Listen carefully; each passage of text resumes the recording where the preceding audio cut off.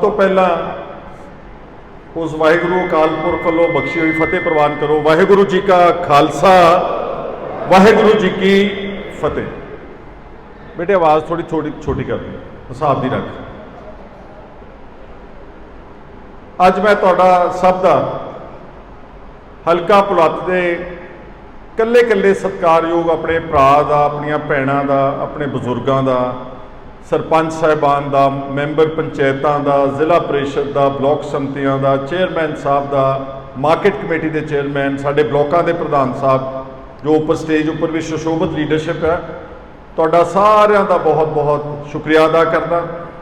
जो भी परमात्मा ने अकाल पुरख ईश्वर मैनू जिंदगी विच जो भी मौके मिले, चाहे पहला विरोधी धिर दे आगू बनने का मौका मिला या MLA बनने का मौका मिला 3 बार, या हुण मैनू पार्टी ने कुल हिंद कांग्रेस जी किसानां दी है उसका प्रधान थापिया वा। इहदा सेहरा जिहड़ा वो सारा पहला ऑफकोर्स अकाल पुरख ते वाहिगुरू नूं जांदा वा, क्योंकि उहदी किरपा तो बगैर कुछ भी नहीं हो सकता। लेकिन उसकी किरपा तो बाद अगर दुनिया भर में किसी को सेहरा जाता तो वह भुलत्थ दे तुहानूं वोटर साहिबान होंदा, तुहाडा सारा कुछ जो भी मेरी होंद है अज। और दुनिया भर च बैठे पंजाब के अखलाकी लोगों ने, पंजाब दे विच वो लोग जिहड़े गैरत नाल प्यार करते हैं, जिहड़े अणख नाल प्यार करते हैं, जिहड़े अपना सिर उच्चा करके जीना चाहते हैं, उन्होंने मेरे काम की बहुत सराहना की, मैनू बहुत हौसला अफजाई की।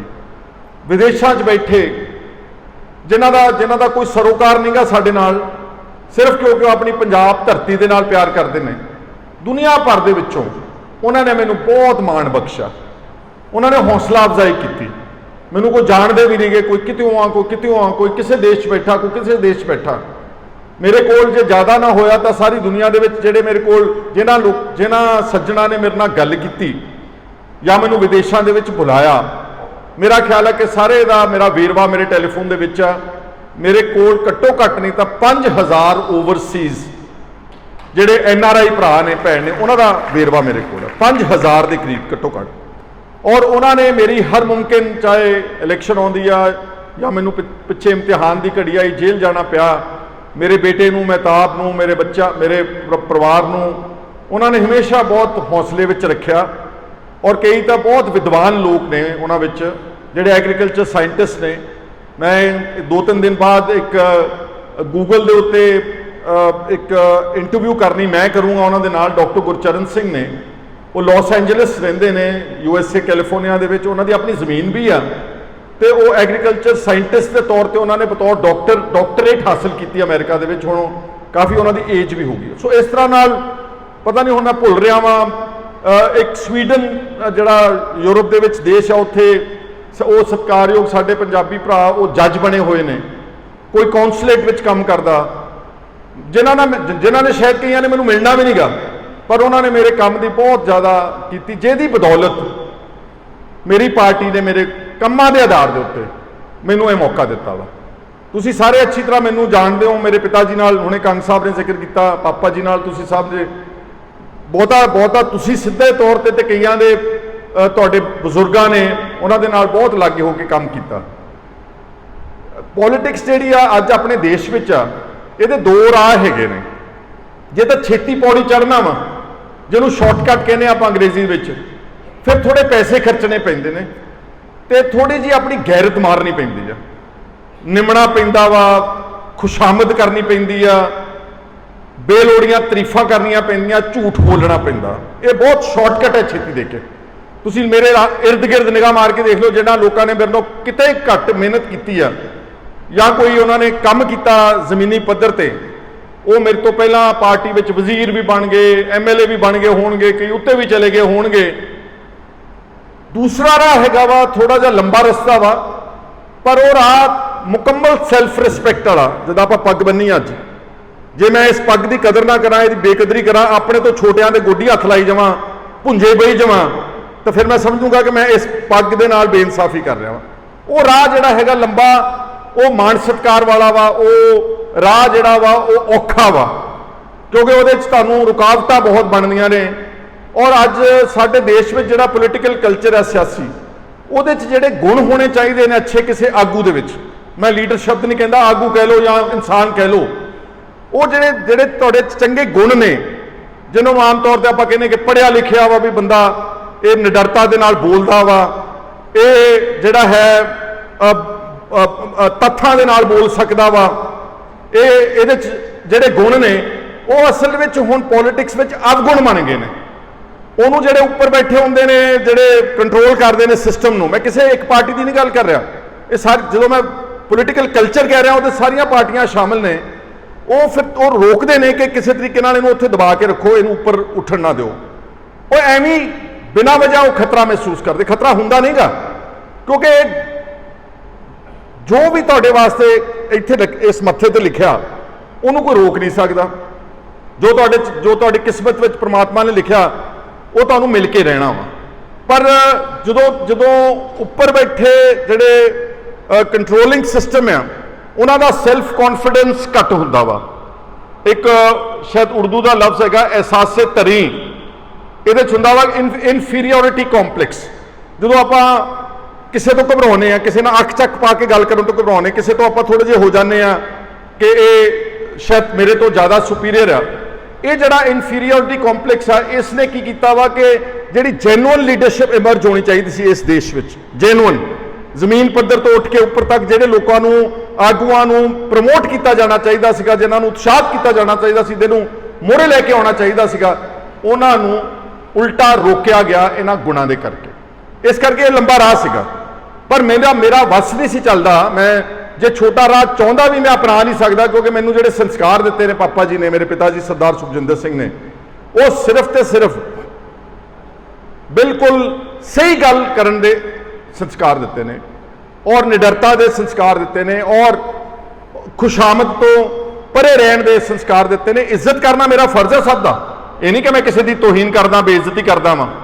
ਇੱਜ਼ਤ ਇੱਕ ਹੋਰ ਲਫ਼ਜ਼ ਹੈਗਾ, ਖੁਸ਼ਾਮਦ ਇੱਕ ਹੋਰ ਲਫ਼ਜ਼ ਹੈ। ਸੋ ਮੈਨੂੰ ਜਿਹੜਾ ਉਹਨਾਂ ਨੇ ਮੈਨੂੰ ਰਾਹ ਦਿਖਾਇਆ ਸੱਚ ਦੇ ਪਹਿਰਾ ਦੇਣ ਵਾਲਾ, ਮੈਂ ਉਹਦੇ ਤੇ ਕਾਫੀ ਹੱਦ ਤੱਕ ਯਤਨ ਕੀਤਾ। ਨੁਕਸ ਤਾਂ ਸਭ ਦੇ ਵਿੱਚ ਨੇ, ਮੇਰੇ 'ਚ ਵੀ ਬਹੁਤ ਸਾਰੇ ਨੁਕਸ ਨੇ। ਆਪਾਂ ਇਨਸਾਨ ਆ, ਅਕਸਰ ਇਹ ਤਾਂ ਕੋਈ ਕਹਿ ਨਹੀਂ ਸਕਦਾ ਕਿ ਮੈਂ 100 ਕਲਾ ਸੰਪੂਰਨ ਆ।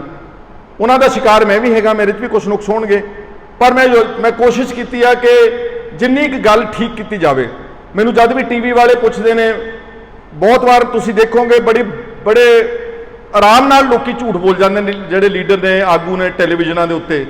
ਜ਼ਮੀਨ ਤੇ ਹਕੀਕਤ ਕੁਝ ਹੋਰ ਹੁੰਦੀ ਆ। ਮਿਸਾਲ ਦੇ ਤੌਰ ਤੇ ਜ਼ਮੀਨ ਤੇ ਦਿਨ ਚੜਿਆ ਹੋਇਆ ਵਾ, ਉਹ ਬੜੇ ਆਰਾਮ ਨਾਲ ਕਹਿ ਦਿੰਦੇ ਕਿ ਅੱਜ ਰਾਤ ਹੈਗੀ ਆ, ਤੁਹਾਨੂੰ ਦਿਸਦੀ ਨਹੀਂ ਰਾਤ ਹੈ, ਮੈਨੂੰ ਤਾਂ ਨਜ਼ਰ ਆ ਰਹੀ ਸਾਰੀ ਰਾਤ। ਇਸ ਲੈਵਲ ਤੱਕ ਉਹ ਗਲਤ ਬਿਆਨੀ, ਝੂਠ ਬੋਲ ਸਕਦੇ ਨੇ। ਤਾਂ ਮੈਂ ਕਦੀ ਵੀ ਪਬਲਿਕ ਪਲੇਟਫਾਰਮ ਤੋਂ, ਜਿੱਦਾਂ ਹੁਣ ਮੈਂ ਤੁਹਾਡੇ ਵਿੱਚ ਖੜਾ ਵਾਂ, ਤੇ ਮੈਂ ਐਵੇਂ ਕੋਈ ਬਨੌਟੀ ਗੱਲ ਕਰਾਂ, ਊਲ ਜਲੂਲ ਗੱਲ ਕਰਾਂ, ਝੂਠੀ ਗੱਲ ਕਰਾਂ, ਉਹਦਾ ਤੁਹਾਡੇ ਤੇ ਅਸਰ ਹੀ ਨਹੀਂ ਪੈਣਾ। ਇਸੇ ਤਰ੍ਹਾਂ ਹੀ ਜਿਹੜੇ ਲੋਕ ਟੈਲੀਵਿਜ਼ਨ ਤੇ ਆਣ ਕੇ ਝੂਠ ਬੋਲਦੇ ਨੇ, ਗਲਤ ਗੱਲਾਂ ਪ੍ਰੋਜੈਕਟ ਕਰਦੇ ਨੇ, ਉਹਦਾ ਅਸਰ ਕੋਈ ਨਹੀਂ ਪੈਂਦਾ। ਸੋ ਮੈਂ ਕੋਸ਼ਿਸ਼ ਕੀਤੀ ਹੈ ਕਿ ਉਹ ਲੰਬਾ ਰਾਹ ਜਿਹੜਾ ਹੈ ਉਹ ਦਰੁਸਤ ਰਾਹ ਹੈ।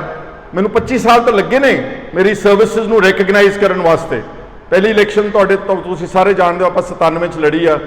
6 ਇਲੈਕਸ਼ਨਾਂ ਲੱਗੀਆਂ, 25 ਸਾਲ ਦਾ ਸਫ਼ਰ ਲੱਗਿਆ। ਇਹਦੇ ਵਿੱਚ ਬੜੇ ਮੁਕੱਦਮੇ ਹੋਏ, ਇਹਦੇ ਵਿੱਚ ਜੇਲ੍ਹ ਵੀ ਜਾਣਾ ਪੈ ਗਿਆ, ਇਹਦੇ 'ਚ ਹੋਰ ਵੀ ਬੜਾ ਹਮਲੇ ਹੋਏ ਤੁਹਾਡੇ ਮਤਲਬ ਮੇਰੇ ਤੇ ਪਰਸਨਲ ਤੌਰ ਦੇ ਉੱਤੇ, ਔਰ ਖਤਰਨਾਕ ਹਾਲਾਤਾਂ ਦੇ ਵਿੱਚੋਂ ਦੀ ਲੰਘਦੇ ਆਪਾਂ ਅੱਜ ਇੱਕ ਅੱਛੇ ਮੁਕਾਮ ਤੇ ਪਹੁੰਚੇ ਹਾਂ। ਔਰ ਇਹ ਜਿਹੜਾ ਰਿਸਪੌਂਸਿਬਿਲਿਟੀ ਜਿਹੜੀ ਮੈਨੂੰ ਦਿੱਤੀ ਗਈ ਆ ਆਲ ਇੰਡੀਆ ਕਿਸਾਨ ਕਾਂਗਰਸ ਦੇ ਪ੍ਰੈਜ਼ੀਡੈਂਟ ਦੀ, ਯਕੀਨ ਕਰਨਾ ਇਹ ਕੋਈ ਹੰਕਾਰ ਨਾ ਸਮਝੋ ਬਿਲਕੁਲ ਵੀ। ਮੈਂ ਬਿਲਕੁਲ ਮੰਗਣ ਨਹੀਂ ਸੀ ਗਿਆ। ਜਿੱਦਾਂ ਤੁਹਾਡੇ ਬਦੌਲਤ, ਤੁਹਾਡੇ ਕਰਕੇ ਮੈਂ ਕਦੀ ਟਿਕਟ ਦਿੱਲੀ ਲੈਣ ਨਹੀਂ ਗਿਆ। 6 ਇਲੈਕਸ਼ਨਾਂ ਆਪਾਂ ਲੜੀਆਂ ਸਭ ਨੇ, ਲੇਕਿਨ 6 ਇਲੈਕਸ਼ਨਾਂ ਵਿੱਚ ਮੈਂ ਇੱਕ ਦਿਨ ਵੀ ਦਿੱਲੀ ਜਾ ਕੇ, ਜਦੋਂ ਟਿਕਟਾਂ ਮਿਲਦੀਆਂ ਉੱਦਾਂ ਜਾ ਸਕਦਾ ਮੈਂ ਦਿੱਲੀ, ਵੈਸੇ ਵੀ ਘੱਟ ਜਾਣਾ ਮੈਂ, ਪਰ ਜੇ ਮੈਂ ਜਾਣਾ ਵੀ ਆ ਤਾਂ ਮੈਂ ਉੱਥੇ ਟਿਕਟਾਂ ਦੇ ਦਿਨਾਂ ਦੇ ਵਿੱਚ ਮੈਂ ਜਾ ਕੇ ਟਿਕਟ ਮੰਗਣ ਵਾਸਤੇ ਕੋਈ ਡੇਰੇ ਨਹੀਂ ਲਾਏ। ਡੇਰੇ ਲੱਗਦੇ ਨੇ, ਔਰ ਜੋ ਕੁਝ ਹੁੰਦਾ ਉਹ ਮੇਰੇ ਕਹਿਣ ਦੀ ਲੋੜ ਨਹੀਂ, ਤੁਹਾਨੂੰ ਸਭ ਨੂੰ ਕੁਝ ਪਤਾ ਵਾ। ਹੁਣ ਵੀ ਜਦੋਂ ਮੈਨੂੰ ਪਾਰਟੀ ਦੇ ਜਿਹੜੇ ਜਨਰਲ ਸੈਕਟਰੀ ਆਰਗੇਨਾਈਜੇਸ਼ਨ ਇੰਚਾਰਜ ਨੇ, ਕੇਰਲਾ ਦੇ ਬੜੇ ਸੀਨੀਅਰ ਕਾਂਗਰਸ ਲੀਡਰ ਆ, ਮਿਸਟਰ KC ਵੇਣੂਗੋਪਾਲ, ਉਹ 3-4 ਵਾਰ MLA ਰਹੇ ਨੇ, ਕੇਂਦਰ 'ਚ ਵਜ਼ੀਰ ਰਹੇ ਨੇ, ਲੋਕ ਸਭਾ ਦੇ ਮੈਂਬਰ ਰਹੇ ਨੇ, ਰਾਜ ਸਭਾ ਦੇ ਮੈਂਬਰ। ਉਹਨਾਂ ਨੇ ਮੈਨੂੰ ਟੈਲੀਫੋਨ ਕਰਕੇ ਤੇ ਬੁਲਾਇਆ ਕਿ ਤੁਸੀਂ ਦਿੱਲੀ ਆ ਸਕਦੇ। ਮੈਂ ਕਿਹਾ ਜੀ ਮੈਂ ਆ ਸਕਦਾ ਜ਼ਰੂਰ। ਮੈਂ ਜਦੋਂ ਦਿੱਲੀ ਉਹਨਾਂ ਨੂੰ ਮਿਲਿਆ ਤਾਂ ਉਹਨਾਂ ਨੇ ਮੈਨੂੰ ਸਿੱਧੇ ਜਾਂਦੇ ਪੁੱਛਿਆ ਕਿ ਅਸੀਂ ਇੱਕ ਅਹਿਮ ਰਿਸਪੌਂਸਿਬਿਲਿਟੀ, ਜ਼ਿੰਮੇਵਾਰੀ ਤੁਹਾਨੂੰ ਦੇਣਾ ਚਾਹੁੰਦੇ ਆ। ਆਲ ਇੰਡੀਆ ਜਿਹੜਾ ਕਿਸਾਨ ਵਿੰਗ ਆ ਉਹਦੇ ਤੁਹਾਨੂੰ ਪ੍ਰਧਾਨ ਬਣਾਉਣਾ ਚਾਹੁੰਦੇ ਆ, ਤੇ ਕੀ ਤੁਸੀਂ ਇਹ ਰਿਸਪੌਂਸਿਬਿਲਿਟੀ, ਜ਼ਿੰਮੇਵਾਰੀ ਚੱਕ ਸਕਦੇ ਹੋ? तो फिर हुण मैनूं जब सद्दिया गया सी, पार्टी ने भरोसा करके मैनूं ये पुछया तो मैं उन्होंने कहा हाँ जी मैं ज़रूर निभाऊँगा। मैं अपनी पूरी ईमानदारी नाल, तनदेही नाल और जिन्ना भी मेरे विच मतलब होवेगा कैपेसिटी, मैं इस जिम्मेवारी नूं निभाउण दी उपराला करूँगा। इस तरह के नाल मैनूं ये रिस्पोंसिबिलिटी दी गई। जो मैं लीडर ऑफ ओपोजिशन भी बनया सी, मैं उत्थे भी कोई लॉबिंग नहीं की सीगी। फुलका साहब पहला बने सी लीडर ऑफ ओपोजिशन, उन्होंने बड़ा अच्छा काम किया। उन्होंने फिर जो 84 के जोड़े सुप्रीम कोर्ट के केसिस लड़ने से कतलो गारत के जोड़े दिल्ली के सीगे, उन्होंने कहा कि मैं इस्तीफा दे के उत्थे दिल्ली जा रहा, मैं जिम्मेवारी नहीं चक सकता। उस तो बाद पार्टी के MLA जोड़े सीगे, फुलका साहब को छड्ड के उस वेले 19 MLA सीगे, 19 चों 16 MLA ने चंडीगढ़ बैठ के एक चिट्ठी तैयार की और वो साइन किए कि असी 19 चों 16 मैंबरस ने सुखपाल सिंह खैरा को लीडर ऑफ ओपोजिशन पंजाब का चुन लिया है तो तुहानूं असी इतला दिल्ली में भेजने। इस तरह नाल मैं विरोधी धिर का लीडर बनया सीगा और उदों भी मैं अपना ईमानदारी नाल काम किया। उही काम है जिहड़ा बतौर लीडर ऑफ ओपोजिशन जिहदे करके मैं ED का खमियाजा भुगतिया, जिहदे करके मैनूं फाजिलका दे झूठे नशे के मुकदमे दे विच फसाया गया। तुसीं सारियां गल्लां तत्त सारे तकरीबन बच्चा साडी कॉन्स्टिट्यूएंसी का जड़ा जानदा। जो कुछ भी मेरे ते मैनूं उन्होंने डराउण धमकाउण दी नीति की, किसी सरकार ने की, उतलियां ने की, थलड़ियां ने की, उहदे च उस सारियां गल्लां दे विच उन्होंने अपने वालों तो बदलाखोरी की पर मेरा फायदा किया। उन्होंने मैनूं दुनिया भर दे विच जिन्हों नहीं भी पता लगता सीगा कि सुखपाल सिंह खैरा कौन आ, उन्होंने पता लवाउण दिता कि सुखपाल सिंह खैरा पंजाब दे विच फलां फलां कामां दे वास्ते जिहड़ा इहदी जानकारी, इहदी लियाकत जिहड़ी आ वो दुनिया के कोने कोने तक पहुँचाती। मैं मजाक में कदी कदी कहना हुन्ना कि सरकारां मैनूं हर तकरीबन 6-8 महीने बाद या साल बाद करोड़ों रुपए की पब्लिसिटी मुफ्त दिंदियां। इन्नी पब्लिसिटी जो मैं खुद करन लगा ना, अखबारों में इश्तिहार कढावां, इन्ने इश्तिहार मैं लवा नहीं सकता, इन्नियां टीवी खबरां नहीं लवा सकता जिन्ना मेरे ते कोई ना कोई गलत हमला करके झूठा इल्जाम ला के मेरी जिहड़ी पब्लिसिटी वो सारी दुनिया तक फिर गूंजदी है तो फिर कई कई दिन गूंजदी रहिंदी है, जिहदे करके वाहिगुरू की कृपा दे नाल मैनूं इस मुकाम पर पहुँचने का मौका मिला। ये रिस्पोंसिबिलिटी सारे देश की है और मैं हले क्योंकि उत्थे थोड़े हालात दिल्ली दे विच ED वगैरह जिस तरह आपां नूं बाहां मरोड़ रहे, इस तरह ही सोनिया गांधी जी और राहुल गांधी नूं तुसीं देखिया कि 6-7 दिन लगातार और हुण साडे प्रेजिडेंट श्रीमती सोनिया गांधी नूं बुला के दोबारा ED जिहड़ा है वो परेशान कर रही है, जानबुझ के हरास कर रही है। केंद्र की सरकार का मकसद नज़र आ रहा मैनूं लगदा मोदी साहब का कि पहला तो कहंदे सीगे कि कांग्रेस मुक्त भारत बनाउणा असीं, लेकिन हुण उन्हां दे दिल विच आ गया कि असीं ओपोजिशन मुक्त भारत कर देना। ये तानाशाह राज कहते हैं इसनूं। तुसीं अंदाज़ा ला लो जम्मू कश्मीर तो शुरू होके महबूबा मुफ्ती जी चीफ मिनिस्टर रही है तो थले तमिलनाडु तक कोई पार्टी नहीं छड्डी, कोई पार्टी नहीं, चाहे वो समाजवादी पार्टी है, चाहे वो TMC या ममता बनर्जी, चाहे वो DMK है तमिलनाडु की, चाहे हरियाणा के साडे कांग्रेस के लीडर्स ने, चाहे वो उत्तर प्रदेश के होर दूसरिया पार्टियां ने, सारी ओपोजिशन नूं टारगेट करके सरकार ये चाहती है कि एक बार सारी ओपोजिशन का मूँह ही खत्म कर दो, बंद करा दो। और अज सारे देश में जिहड़े कुरलाहट मची हुई आ, महंगाई का दौर इन्ना वड्डा वा कि जिहड़ियां खाण पीण वाली चीज़ां ने, दुध, पनीर, दही, आटा, दाल एटसैटरा, जिहड़ियां रोज़मर्रा दी चीज़ां, उहदे ते भी तुसीं देखिया किस तरह GST ला दी गई है। आम व्यक्ति का जिहड़ा जीवन है, आपां तां चलो पंजाब दे विच फिर भी अपने बच्चे विदेशों के गए हुए हैं, आम व्यक्ति का जिहड़ा जीवन है वो बहुत बुरी हालात विचों निकल। अंदाजा ला के देखो जिहड़े बेचारे अपने काम करन आउंदे ने यूपी, बिहार, छत्तीसगढ़, झारखंड तो, उन्हां दे परिवारां दे विच की बीतदी होवेगी। सिलेंडर यकमुश्त 50-60 रुपये चक दिता, डीजल पेट्रोल 100 रुपये नूं टच कर रहा वा, किसी नूं नौकरी नहीं मिल रही हैगी। 2 करोड़ जॉब्स बीजेपी की सरकार ने कहा सीगा लेकिन दित्तियां नहीं, और बहुत सारियां लखां की तादाद में केंद्र सरकार दीयां सरकारी नौकरियां खाली पईयां ने। सिर्फ तो सिर्फ धर्म की गल की जा रही है, धर्म के आधार के उत्ते लोगों को जज्बाती करके तो उन्होंने सरकारां बनाउण दे उपराले किए जा रहे हैं। घट गिणतियां दा नूं कुचलिया जा रहा वा। साडे जम्मू कश्मीर के सूबे नूं जिहड़ा वध अधिकार मंगदा सी, जिहड़ा चाहुंदा सानूं ऑटोनॉमी मिले, उन्होंने 2 टोटे करके उन्होंने यूनियन टैरेटरी बना दिता गया। इस तरह ही सूबे के अधिकार खेत्र में साडे दरियाई पानियां उन्हां ते हमला किया होया वा। साडे जिहड़ा चंडीगढ़ का राजधानी उहदे ते हमला किया। साडा BBMB Bhakra Beas management board का कंट्रोल ਉਹਦੇ ਚੋਂ ਸਾਡੀ ਨੁਮਾਇੰਦਗੀ ਕੱਢ ਦਿੱਤੀ ਗਈ ਹੈ। BSF ਨੂੰ ਬਾਰਡਰ ਵਾਲਿਆਂ ਨੂੰ ਇਹ ਅਧਿਕਾਰ ਦਿੱਤਾ ਕਿ 50 ਕਿਲੋਮੀਟਰ ਅੰਦਰ ਤੱਕ ਤੁਸੀਂ ਪੰਜਾਬ ਦੇ ਕਿਸੇ ਵੀ ਖੇਤਰ ਦੇ ਵਿੱਚ ਜਾ ਕੇ ਛਾਪਾਮਾਰੀ ਕਰਕੇ ਤੁਸੀਂ ਗ੍ਰਿਫਤਾਰੀਆਂ ਕਰ ਸਕਦੇ ਹੋ। ਇਹਦਾ ਮਤਲਬ ਜਿਹੜੇ ਸੂਬਿਆਂ ਦੇ ਅਧਿਕਾਰ ਆ ਉਹਨਾਂ ਤੇ ਬਹੁਤ ਵੱਡਾ ਡਾਕਾ ਜਿਹੜਾ ਉਹ ਕੇਂਦਰ ਦੀ ਸਰਕਾਰ ਮਾਰਨ ਜਾ ਰਹੀ। ਸੋ ਇਸ ਲਈ ਮੈਂ ਆਪਣੀ ਪਾਰਟੀ ਦੇ ਹਲੇ ਜਿਹੜੇ ਪ੍ਰੈਜ਼ੀਡੈਂਟ ਨੇ ਤੇ ਰਾਹੁਲ ਗਾਂਧੀ ਜੀ ਅਤੇ ਹੋਰ ਸੀਨੀਅਰ ਲੀਡਰਸ ਨੂੰ ਉਹਨਾਂ ਨੂੰ ਮਿਲਣਾ, ਹਲੇ ਮੈਂ ਗਿਆ ਨਹੀਂ। ਮੈਂ ਸਿਰਫ ਇੱਕ ਵਾਰੀ ਉਹਨਾਂ ਨੇ ਮੈਨੂੰ ਬੁਲਾਇਆ ਸੀਗਾ ਕਿ ਮੈਂ ਉੱਥੇ ਨੈਸ਼ਨਲ ਮੀਡੀਆ ਜਿਹੜਾ ਪ੍ਰੈਸ ਦੇ ਨਾਲ ਗੱਲ ਕਰਨੀ ਸੀਗੀ, ਔਰ ਦੂਸਰੀ ਵਾਰੀ ਜਿੱਦਣ ਪਹਿਲੀ ਵਾਰ ਬੁਲਾਇਆ ਗਿਆ ED ਵੱਲੋਂ, ਉਦੋਂ ਕਿਉਂਕਿ ਮੈਨੂੰ ਉਹਨਾਂ ਨੇ ਇੱਕ ਨੈਸ਼ਨਲ ਪੱਧਰ ਦੀ ਜ਼ਿੰਮੇਵਾਰੀ ਦਿੱਤੀ ਤਾਂ ਉਹਨਾਂ ਨੂੰ ਜਿਨ੍ਹਾਂ ਨੂੰ ਨੈਸ਼ਨਲ ਪੱਧਰ ਦੀ ਰਿਸਪੌਂਸਿਬਿਲਿਟੀ ਦਿੱਤੀ ਸੀ ਉਹਨਾਂ ਨੂੰ ਉੱਥੇ ਦਿੱਲੀ ਬੁਲਾਇਆ ਸੀ। ਬਾਕੀਆਂ ਨੂੰ ਕਿਹਾ ਸੀ ਆਪਣੇ ਆਪਣੇ ਸੂਬਿਆਂ ਦੇ ਵਿੱਚ ਤੁਸੀਂ ਇਹਦਾ ਰੋਸ ਮੁਜ਼ਾਹਰਾ ਕਰਨਾ ਵਾ।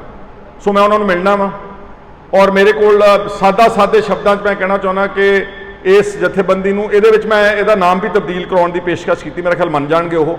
ਮੈਂ ਉਹਨਾਂ ਨੂੰ ਕਿਹਾ ਕਿ ਤੁਸੀਂ ਇਹਦਾ ਨਾਮ ਬਦਲ ਕੇ ਲਿਖੋ ਆਲ ਇੰਡੀਆ ਕਿਸਾਨ ਅਤੇ ਖੇਤ ਮਜ਼ਦੂਰ ਕਾਂਗਰਸ। ਆਪਾਂ ਮਜ਼ਦੂਰਾਂ ਨੂੰ ਵੀ ਨਾਲ ਇਹਦੇ ਸ਼ਾਮਲ ਕਰਨਾ। ਇੱਕ ਵਾਰ ਜ਼ੋਰਦਾਰ ਸਵਾਗਤ ਮਜ਼ਦੂਰਾਂ ਦੇ ਵਾਸਤੇ ਵੀ ਕਰੋ। ਔਰ ਮੇਰਾ ਖਿਆਲ ਉਹ ਮੇਰੀ ਗੱਲ ਨੂੰ ਮੰਨਣਗੇ। ਮੈਂ ਜਿਹੜੇ 7-8 ਸੂਬੇ ਬਿਲਕੁਲ ਦਿੱਲੀ ਦੇ ਨਾਲ ਨੇ ਉਹਨਾਂ ਨੂੰ ਪ੍ਰਾਇੋਰਿਟੀ ਦੇ ਰਿਹਾ ਵਾਂ। ਹਿਮਾਚਲ ਪ੍ਰਦੇਸ਼, ਪੰਜਾਬ, ਜੰਮੂ ਕਸ਼ਮੀਰ ਹਾਲਾਂਕਿ ਥੋੜਾ ਜਿਹਾ ਦੂਰ ਹੈ ਆਪਣੇ ਤੋਂ, ਹਰਿਆਣਾ, ਰਾਜਸਥਾਨ, ਉੱਤਰ ਪ੍ਰਦੇਸ਼, ਉੱਤਰਾਖੰਡ, ਮੱਧ ਪ੍ਰਦੇਸ਼, ਦਿੱਲੀ ਦਾ ਰਾਜ ਅਤੇ ਚੰਡੀਗੜ੍ਹ ਦੀ ਯੂਨੀਅਨ ਟੈਰੀਟਰੀ।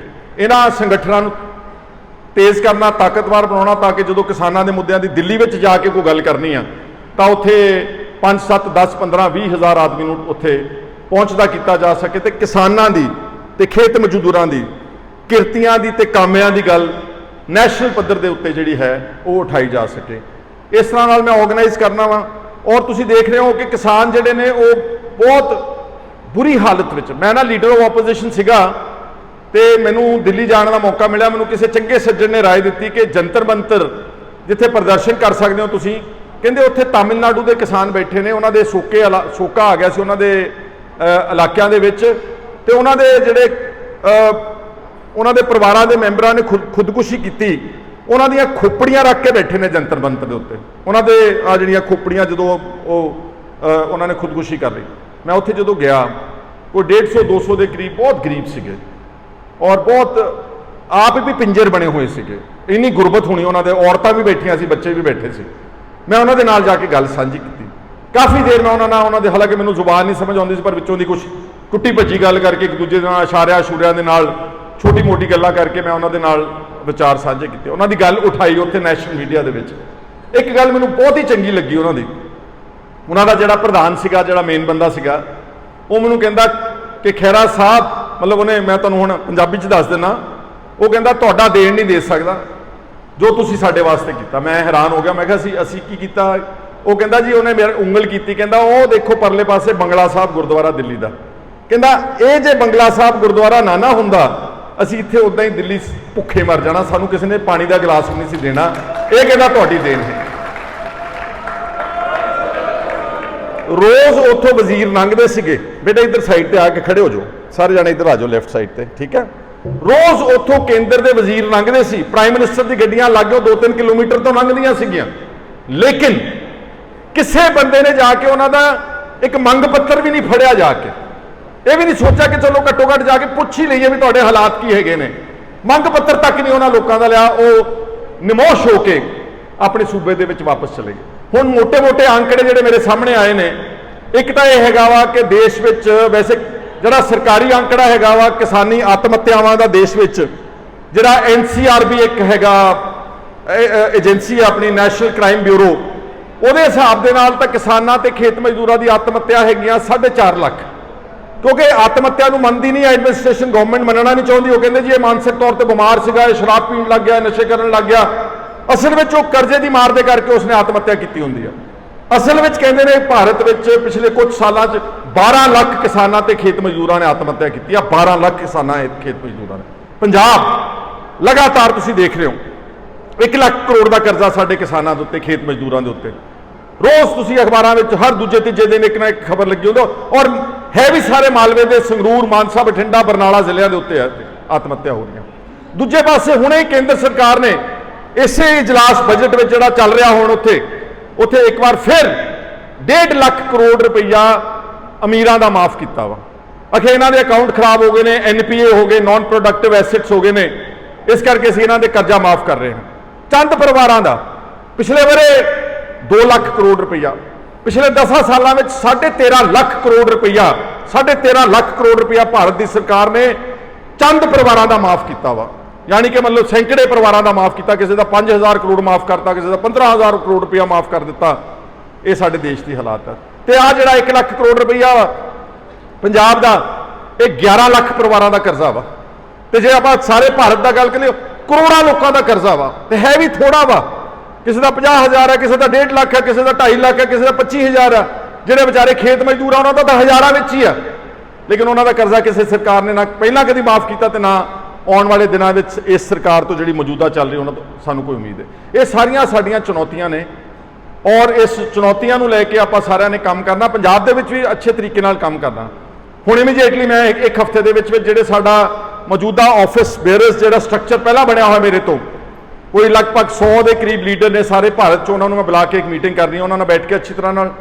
ਔਰ ਉਸ ਤੋਂ ਬਾਅਦ ਜਿਹੜੇ ਸੂਬੇ ਕਮਜ਼ੋਰ ਹੋਣਗੇ ਉੱਥੇ ਨਵੇਂ ਪ੍ਰਧਾਨ ਬਣਾਏ ਜਾਣਗੇ, ਜਿਹੜੇ ਸੂਬੇ ਚੰਗੇ ਨੇ ਬਹੁਤ ਚੰਗੇ ਵੀ ਵਿੱਚ। ਔਰ ਮੈਂ ਹੈਰਾਨ ਹਾਂ ਕਿ ਬੜੇ ਚੰਗੇ ਕਿਸਾਨ ਆਗੂ ਬਣੇ ਹੋਏ ਨੇ ਸਾਰੇ ਭਾਰਤ ਵਿੱਚ ਆਪਣੇ ਪਾਰਟੀ ਵੱਲੋਂ, ਬਹੁਤ ਸਾਰੇ ਸੂਬਿਆਂ ਦੇ ਵਿੱਚ। ਜਿਹੜੇ ਲੱਗਦਾ ਕਿ ਕੰਮ ਨਹੀਂ ਕਰ ਸਕਦੇ ਜਾਂ ਕਮਜ਼ੋਰ ਹੈ, ਉਹਨਾਂ ਨੂੰ ਅਸੀਂ ਬਦਲ ਕੇ ਕਿਸਾਨੀ ਤੇ ਖੇਤ ਮਜ਼ਦੂਰੀ ਦੇ ਵਾਸਤੇ ਇਸ ਸੰਸਥਾ ਨੂੰ ਜਿਹੜਾ ਵਰਤਿਆ ਜਾਵੇਗਾ। ਮੈਂ ਪਹਿਲਾਂ ਵੀ ਕਈ ਵਾਰ ਕਿਹਾ ਵਾ, ਅੱਜ ਹੀ ਮੈਂ ਪੜ੍ਹ ਰਿਹਾ ਸੀ ਅਖਬਾਰ ਵਿੱਚ, ਜਿਹੜਾ ਅਡਾਨੀ ਹੈ, ਜਿਹੜਾ ਗੁਜਰਾਤ ਦਾ ਵਪਾਰੀ ਹੈ, ਜਿਹੜਾ ਸਭ ਤੋਂ ਜ਼ਿਆਦਾ ਇਸ ਵਕਤ ਦੁਨੀਆ ਦੇ 4ਥੇ ਨੰਬਰ ਤੇ ਅਮੀਰਾਂ ਦੀ ਲਿਸਟ ਵਿੱਚ ਪਹੁੰਚ ਗਿਆ। ਮੇਰਾ ਖਿਆਲ ਅੰਬਾਨੀ ਨੂੰ ਵੀ ਬੀਟ ਕਰ ਗਿਆ, ਤੁਹਾਨੂੰ ਜ਼ਿਆਦਾ ਪਤਾ ਹੋਊ ਸਰ। ਅੰਬਾਨੀ ਨੂੰ ਵੀ ਪਿੱਛੇ ਛੱਡ ਗਿਆ ਉਹ ਅਡਾਨੀ ਗੁਜਰਾਤ ਦਾ, ਉਹ ਸਰਕਾਰ ਦੀ ਮਿਹਰਬਾਨੀ ਨਾਲ। ਅੱਜ ਹੀ ਇੱਕ ਅਲਰਟ ਆਇਆ ਕਿ ਸਟੇਟ ਬੈਂਕ ਆਫ ਇੰਡੀਆ, ਇੱਕ ਬੈਂਕ ਨੇ ਉਹਨੂੰ 15,000 ਕਰੋੜ ਰੁਪਇਆ ਕਰਜ਼ਾ ਹੋਰ ਦਿੱਤਾ, ਤੇ ਨਾਲ ਇਹ ਲਿਖਿਆ ਸੀਗਾ ਕਿ ਉਸ ਤੋਂ ਪਹਿਲਾਂ 2,21,000 ਕਰੋੜ ਰੁਪਇਆ ਪਹਿਲਾਂ ਕਰਜ਼ਾ ਇੱਕ ਬੈਂਕ ਨੇ ਦਿੱਤਾ ਹੋਇਆ। ਇੱਕੋ ਬੰਦੇ ਨੂੰ ਇੱਕ ਬੈਂਕ ਨੇ 2,35,000 ਕਰੋੜ ਰੁਪਇਆ ਕਰਜ਼ਾ ਦਿੱਤਾ ਹੋਇਆ। ਤੇ ਆਪਾਂ ਲੈਣਾ ਹੋਵੇ ਕਰਜ਼ਾ, ਜਿੱਥੇ ਬੈਠੇ ਆ ਮਨਮੋਹਨ ਹੁਣੀ, ਵਿਜੋਲੇ ਵਾਲੇ ਆ, ਨੰਗਲ ਲੁਬਾਣੇ ਵਾਲੇ ਬੈਠੇ, ਮਾਸਟਰ ਜੀ ਹੁਣੀ ਸਾਰੇ, ਮੇਰੀ ਭੈਣ ਬੈਠੀ ਆ, ਕੱਲੀ ਬੈਠੀ ਆ, ਤੂੰ ਉੱਤੇ ਆ ਜਾਣਾ ਸੀ ਮਨਜੀਤ ਕੌਰ, ਤੇ ਸਾਡੀਆਂ ਭੈਣਾਂ ਹੋਰ ਵੀ ਆਈਆਂ ਨੇ, ਸਰਪੰਚ ਨੇ ਕਰਨੈਲਗੰਜ ਦੀ ਮੈਂ ਦੇਖ ਰਿਹਾ ਸੀ ਭੈਣ ਜੀ ਬੈਠੇ ਨੇ। ਅਸੀਂ ਛੋਟਾ ਜਿਹਾ ਕਰਜ਼ਾ ਲੈਣਾ ਹੋਵੇ, ਤੁਸੀਂ ਸਭ ਤੋਂ ਔਖਾ ਛੋਟਾ ਕਰਜ਼ਾ ਲੈਣਾ ਵਾ, 10 ਉਂਗਲਾਂ ਲਵਾਉਣਗੇ, ਪਤਾ ਨਹੀਂ ਕਿੰਨੇ ਥਾਂ ਸਾਈਨ ਕਰਾਉਂਦੇ ਨੇ।